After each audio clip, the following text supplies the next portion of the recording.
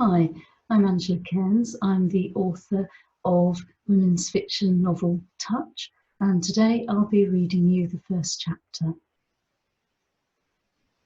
Chapter 1. After He Died. I ran down the stairs at Mum and Dad's on my way to have photos taken for my Australian visa. "I'll get it," I called to Mum as the phone in the hall started to ring. It could be Brett. A tingle of excitement buzzed through me. The time difference made it the evening in Sydney, so the call could be from my boyfriend. I'd been back in England longer than anticipated, wading through visa, red tape, and I missed him. We fell in love during my postgraduate course in Sydney, and now planned to stay together in Australia, work for a year, and take off on our travels. Couldn't wait to put our plans into action and longed to be finished with all this tedious bureaucracy so that I could fly back. Momentarily disappointed to hear a female voice, then delighted to recognise my Sydney flatmate Annie. 1,000 excited questions bubbled in my head. How was Brett? Did her boyfriend Max get his new job? Did she make her time at the half marathon last week? But the questions died on my lips, and my heart sank because I quickly realised she was crying. "Annie, what on earth is it?" "Ellie, I don't know how to tell you. He's gone." "Who's gone? What's happened? Has something happened to Max?" "No, Ellie, not Max." Her voice now a broken whisper. "Brett, there's been an accident. His plane went down this morning. Ellie, he died." I looked at the receiver stupidly, and time seemed to telescope into a long, still moment where I couldn't react or feel anything, and the world stopped. Then in a sudden rush, time hurtled back into the vacuum, nearly knocking me off my feet and bringing with it a cacophony of intense sensation. The merry tinkle of an ice cream van sounded outside. Ellie's voice muted through the dangling receiver. "Ellie, are you still there?" The pattern on the wallpaper in the hall swirled and distorted in front of my eyes. Smells of polish and fabric freshener seemed suddenly sickly and cloying. The urge to run overcame me. I dropped the phone in disbelief, flicking as if to dislodge the instrument of pain, and ran out of my parents' house. As I ran, from the corner of my eye, I saw my mother emerge from the kitchen in the hall, wiping floury hands on an apron, her mouth moving, but I couldn't hear what she was saying. I don't remember anything of my flight, not crossing the road or running across the grass of the common, until my feet began to slip and slide on the large pebbles of the beach, and I had to stop running. I doubled up in pain as if I'd been punched. I heard a feral, guttural groan of despair that roiled up from my guts and became the high-pitched keening of the gulls. I could not cry. Tears came later. All that day I walked the miles between the pier and the old gun battery along the water's edge. The sea rolled in, boiling, swirling, throwing helpless pebbles onto the beach, cruelly sucking them back to be tumbled and beaten again. My mother came to find me, bustling with bracing platitudes to scoop me up, feed me, and tidy the issue away. I wanted her to leave me alone. Could she not see I would shatter like dropped glass if I stopped walking? Later, my father came, silently, to walk alongside me. He offered no comfort, but came to help bear my burden. The journey back to Sydney for the funeral was the worst I've ever made. A 24-hour marathon as a prisoner locked inside my own head. By turns, I hated the stupid visa system that made me leave the country to change from a student to a working visa. It was their fault he died. I blamed myself, and it was my fault. If I'd been there, maybe he wouldn't have gone up in the plane at all. I felt guilty. I should have been on the plane with him, would that have been better? Finally, I raged. He did not spend his last precious moments with me. On and on, thoughts swirled in my head, preventing anything but the odd dream-filled snatches of sleep.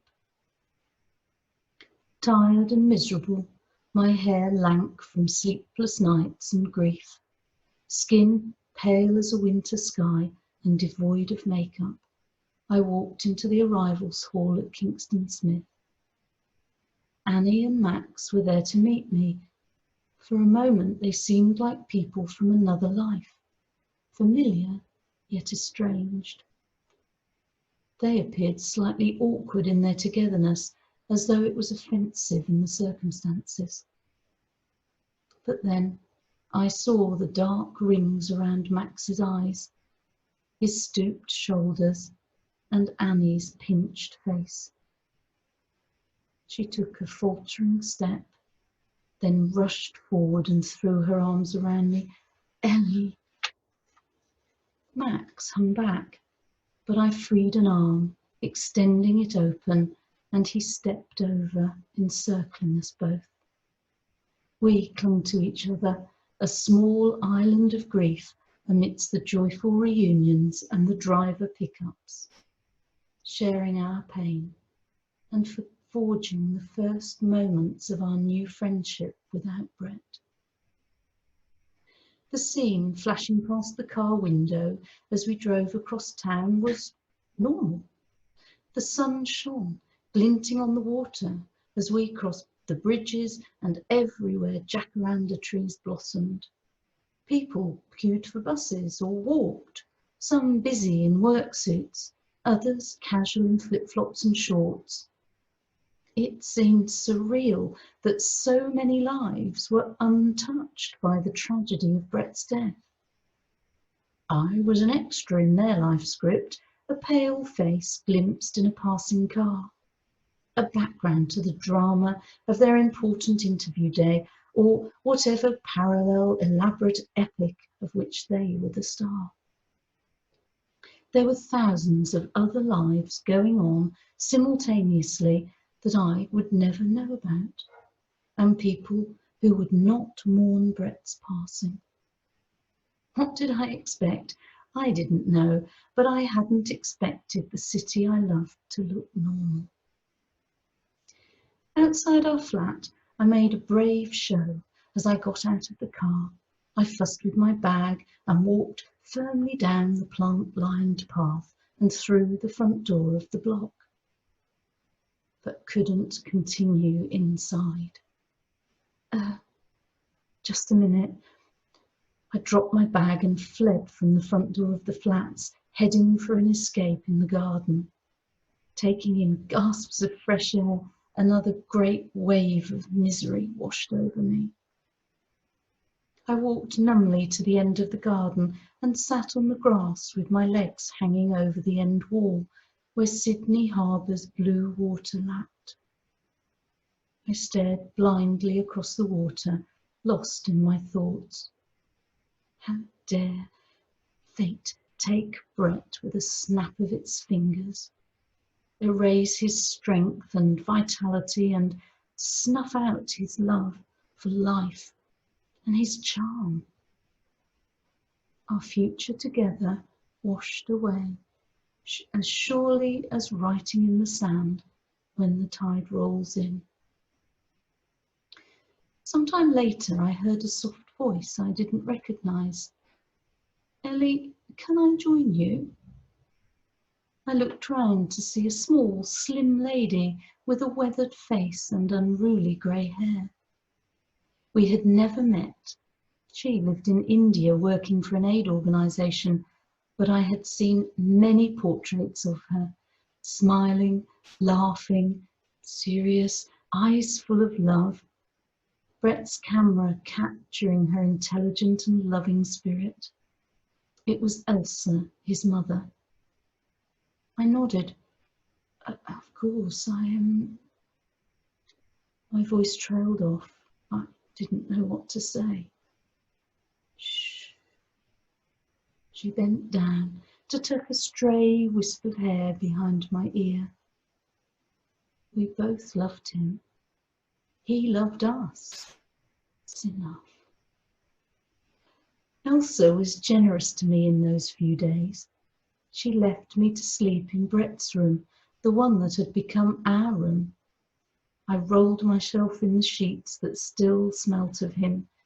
She selflessly allowed me to pack my favourite photos, his hoodie and peaked sun hat, some of our well-thumbed books and poems, and of course the poster of Humphrey Bogart. Her strength as she grieved came from her knowledge that she would survive, that she had a cause and a reason to live. She was her own woman as well as his mother. She'd already lost him in small ways many times before, in the way that all mothers do as they let their children grow towards independence.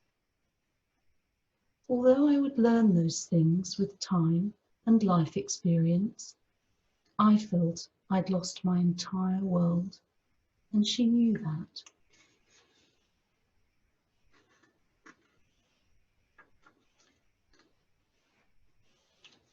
How strange the things we remember.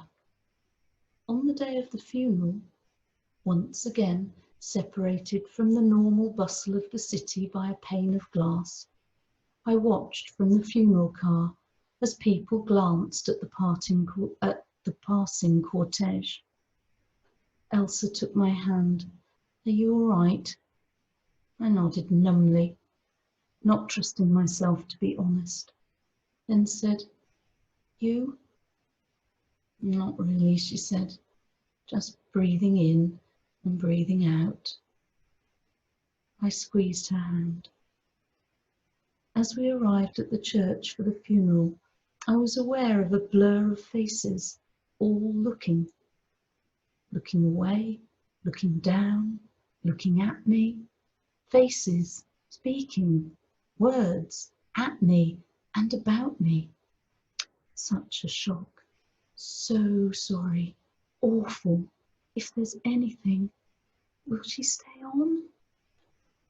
Once I reached the calm sanctuary inside the chapel, its atmosphere enveloped me and bore my sorrow as it had borne the sorrows of many before, absorbing it into the wood, stone and refracted light from the stained glass windows. The blur of faces from outside the chapel became soothed into recognisable groups of friends, colleagues and family. Many spoke from the congregation. They shared memories, a funny story or a poem. It was simple and spontaneous. He was an awesome photographer. His pictures jumped off the page. He got it all, the image, the emotion, the mood. God bless you, buddy, we're going to miss you. He loved life, and his patients loved him. He made them feel good about themselves. He inspired us. None of us at the clinic can believe he's gone.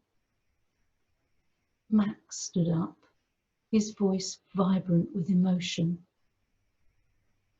He was my best mate from before school. He knew all my secrets. He had my back, and he'd give me a kick up the backside when I needed it too. Wherever you are, I love you, you bloody idiot. Why did you go and get yourself killed? He tried to carry on, but his voice faltered. Annie stretched out her hand and he crumpled into the seat beside her, his frame convulsed by sobs. In my head, I had words and pictures too, of how we laughed and laughed, walked and talked, loved each other and studied together, how we quarrelled, dark shadows passing across his brown eyes if I was flippant over something he cared about. I had words to describe how much I loved him, but it all remained in my head. Afterwards, I couldn't watch him buried. For me, Brett continued as a life force. He was outside, in the air, the sun, the sea, not buried, never buried.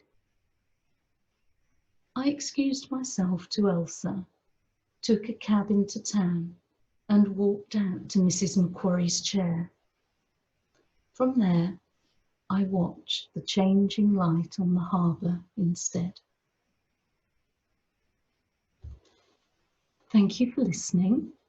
And if you'd like to know more about the story, then you can find Touch by Angela Cairns. It's available as a paperback, ebook, and on Kindle Unlimited on Amazon. Thank you very much for listening.